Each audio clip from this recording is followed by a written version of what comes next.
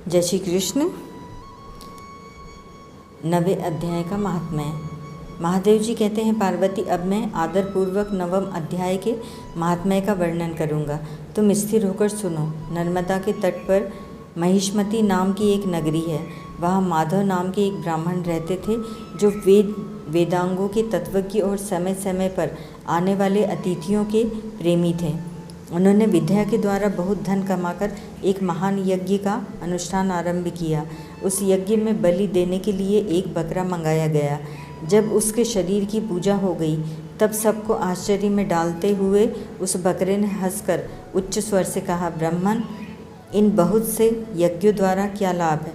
इनका फल तो नष्ट हो जाएगा तथा ये जन्म, जरा और मृत्यु के भी कारण हैं। यह सब करने पर भी मेरी जो वर्तमान दशा है, इसे देख लो। बकरे की इस अत्यंत कौतूहलजनक वचन को सुनकर यज्ञ मंडप में रहने वाले सभी लोग बहुत ही विस्मित हुए।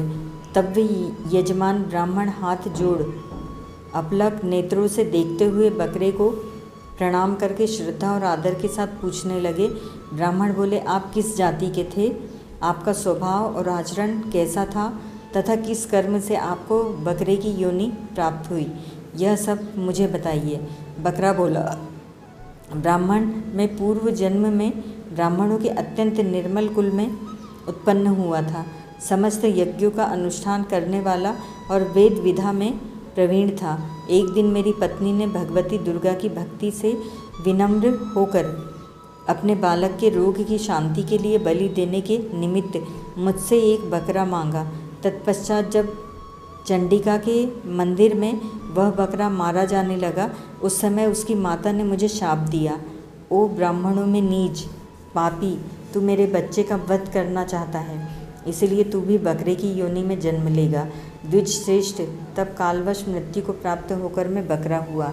यद्यपि मैं पशु योनि में पड़ा हूँ, तो भी मुझे अपने पूर्व जन्मों का स्मरण बना हुआ है।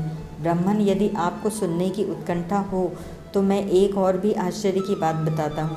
कुरुक्षेत्र नाम का एक नगर है, जो मोक्ष प्रदान करने वाला है। वहाँ चंद्रशर्मा नामक एक सूर्यवंशी राजा राज्य करते थे। एक समय जबकि सूर्य ग्रहण लगा था, राजा ने बड़ी श्रद्धा के साथ काल पुरुष का दान करने की तैयारी की। उन्होंने वेदांगों के पारगामी एक विद्वान ब्राह्मण को बुलवाया और पुरोहितों के साथ वे तीर्थ के पावन जल से स्नान करने को चले। तीर्थ के पास पहुंचकर राजा ने स्नान किया और 2 वस्त्र धारण किए। फिर पवित्र एवं प्रसन्नचित्त होकर उन्होंने श्वेत चंदन लगाया और बगल में खड़े हुए पुरोहित का हाथ पकड़कर तत्कालोचित मनुष्यों से घिरे हुए अपने स्थान पर लौट आए। आने पर राजा ने यथोचित विधि से भक्तिपूर्वक ब्राह्मण को काल पुरुष का दान किया। तब काल पुरुष का हृदय चीरकर उसी में से एक पापात्मा चांडाल प्रकट हुआ। फिर थोड़ी देर के बाद निंदा भी चांडाली का रूप धारण करके काल पुरुष के शरीर से निकली और ब्राह्मण के पास आ गई।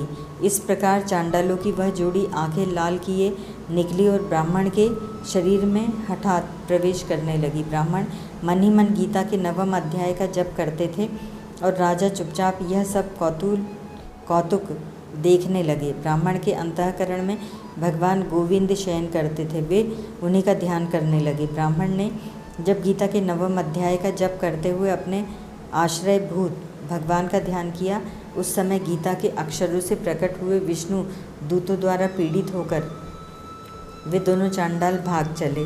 उनका उद्योग निष्फल हो गया। इस प्रकार इस घटना को प्रत्यक्ष देखकर राजा के नेत्र आश्चर्य से चकित हो उठे। उन्होंने ब्राह्मण से पूछा, विप्रवर, इस महाभयंकर आपत्ति को आपने कैसे पार किया? आप किस मंत्र का जप तथा किस देवता का स्मरण कर रहे थे? वह पुरुष तथा वह स्त्री कौन थी? वे दोनों कैसे उपस्थित हुए? फिर वे शांत कैसे हो गए? यह सब मुझे बताइए। ब्राह्मण ने कहा, राजन, चांडाल का रूप धारण करके भयंकर पाप ही प्रकट हुआ था।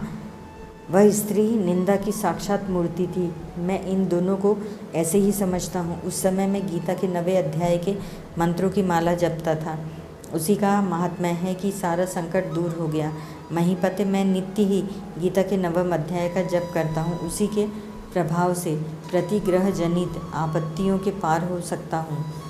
यह सुनकर राजा ने उसी ब्राह्मण से गीता के 9वें अध्याय का अभ्यास किया। फिर वे दोनों ही परम शांति मोक्ष को प्राप्त हो गए।